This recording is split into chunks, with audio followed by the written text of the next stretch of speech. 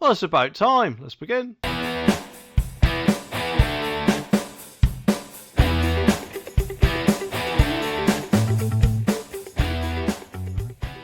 Now, Martin Lewis, the money-saving guru as he's often known, hates standing charges. Kind of like me, I hate standing charges, and I'm sure quite a lot of you also hate them as well, because they're nothing but a pain in the bum, because no matter if you use any energy or not, you still have to pay them, regardless. And if anything is now surely as outdated as the telephone line rental or the TV licence even, or whatever else. So people like Martin Lewis, as far as I'm aware, have been calling for it to be scrapped for a long time. I'm not talking about the TV licence, I'm on about the standard charges. Although, let's face it, the TV licence should really be scrapped. But anyway, the good news is that according to this article, it's actually sparked a government response. So what have they said about it? Well, apparently, the government has issued a response for calls for a fixed national standing charge on energy tariffs. So it's not quite scrapping, but hopefully we'll get there one day. Conservative MP Andrew Stafford asked the question in Parliament to Energy Minister Claire Continejo, I hope I pronounced that right, and I'm guessing I didn't know, as to whether she will make an assessment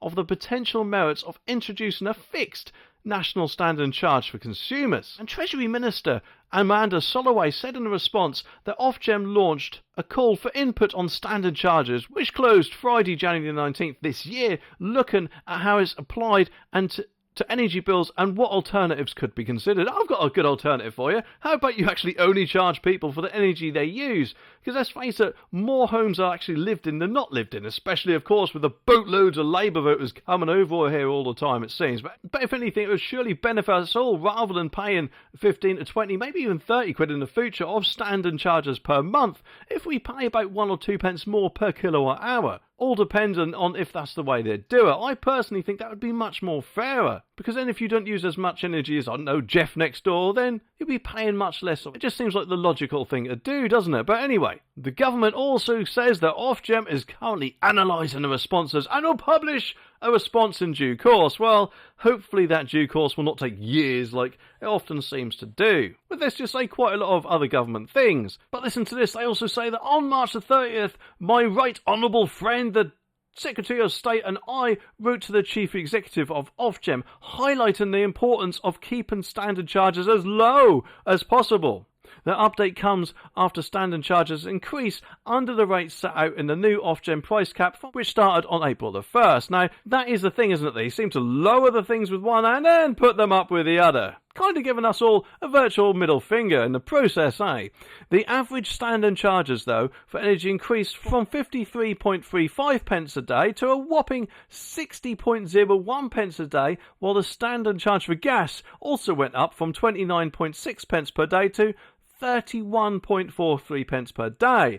And that is before, of course, we use any energy whatsoever. We are now obviously in the world of streaming, where we can just leave our contracts when we like, and also we only pay when we view. And I know, admittedly, it's a different thing, it's watching TV as opposed to using energy, but things like the telephone line rental are long gone in most cases, aren't they? I mean, obviously you've got a few landlines about where some people still pay it. However, in general, quite often they charge for broadband and give you the phone for free. Thereby, you're not paying any line rental at all, because we've got mobile phones that's far outdated. That industry has obviously moved on. It's about time energy should also move on itself and say, look, we'll stop being bellends now and just charge you for the energy you use, eh? Even Martin Lewis, it says here, previously condemned the high standing charges as a moral hazard, as they previously went in October despite the overall drop in the price cap. He said that people who will save the most from this charge are the ones who use the most. The people who save the least are the ones that use less.